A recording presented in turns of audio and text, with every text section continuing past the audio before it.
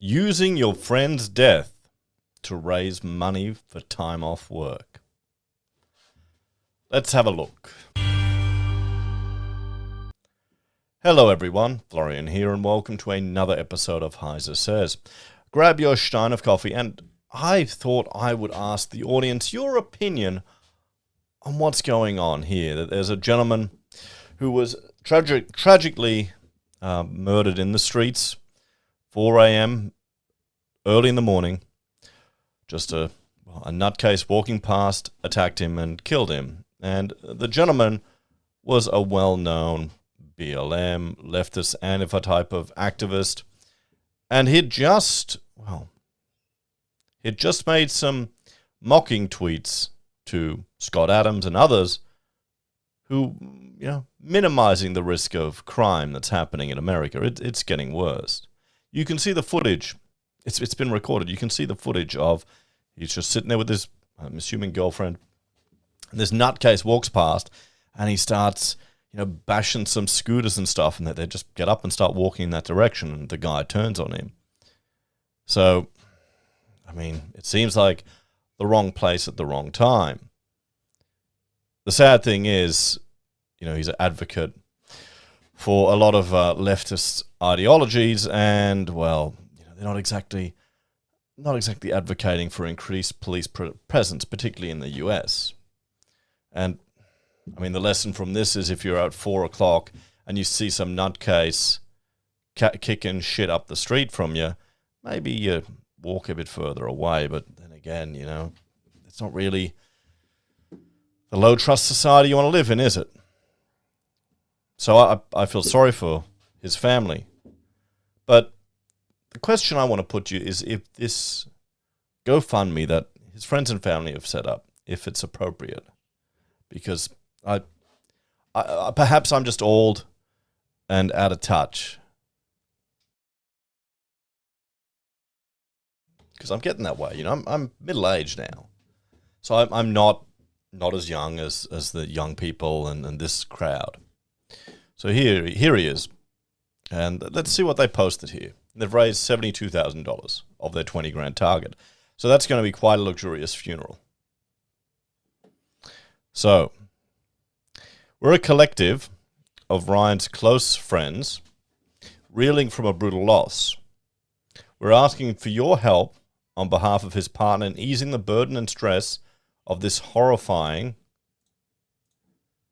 situation so that we can have space and time to grieve and remember Ryan. Now, I recently just activated my life insurance.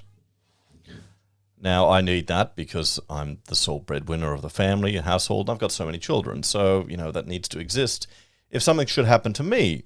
So Rachel can have time and space to grieve and take care of the kids.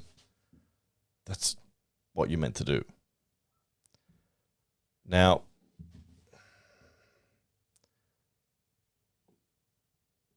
perhaps this is just the difference, his community would be more collectivist, more left-leaning, more, community-focused, where I'd be more, this is the individual responsibility to prepare for this. Immediate needs are to offset the costs of working-class people taking time off to work to properly mourn. So they want to, it is the United States. Maybe they don't have sick leave or holiday leave they can't use. And it depends on the person. Some people throw themselves into their work when they're mourning. Others just need to take the time off. How do you feel about that, guys?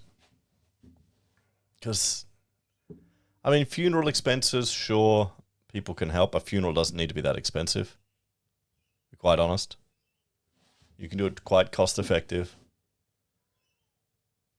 But how do you feel about that one? Does it seem a bit opportunistic? Is this appropriate now in this day and age? Me looking at that, I think, these people are trying to take advantage of their friends' notoriety and the sad tragic coincidence of some of the comments he's made publicly to significant figures and the fact that he just died of a criminal act a few days later or even a day later? Or is this just the world we're in now? Where just put it out there to raise money for it. I mean, if you Google Ryan Carson, you'll hear and now see about the tragedy that struck on early Monday morning. But if you look past the breaking news, you'll see news on his legislative victories. You'll probably find his social media accounts filled with thoughts and memories. And you'll find collections of his artistic work to date. We hope you may find his thoughts on mutual aid, his work on advocacy, and understanding that his radical principles of community care, justice, and dismantling an individualized, profit-centered way of life are worth carrying forward in our own communities. Why? It is this time of remembrance and healing that will allow for reflection. We thank you in advance for any material support you could provide. So, I mean, here you go. People are donating $70,000. So,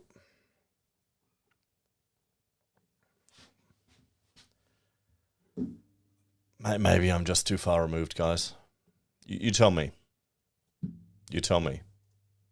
I think it's a tragic coincidence, but I mean, crime is going crazy in the United States.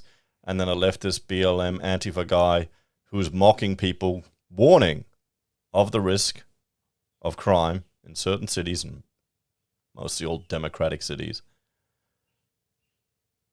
It just doesn't sit right.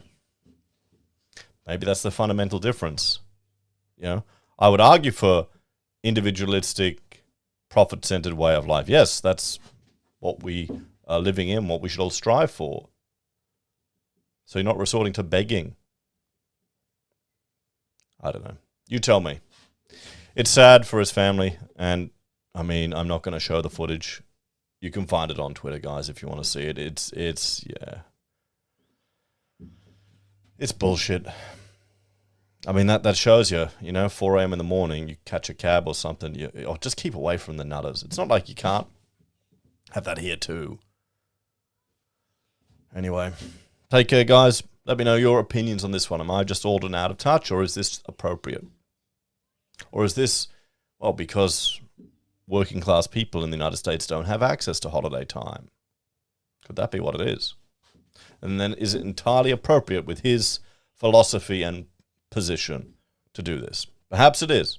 Perhaps it is. Perhaps there's an ideological difference between my worldview and this worldview here that these people have, and that's why they think it's appropriate to panhandle for time off using someone else's death. You tell me. Anyway, thanks for watching. Check out... Hang on. There we go. Check out HeiseBim or HeiseDoes. And if you are a fan of the channel, you know how to support us. Take care.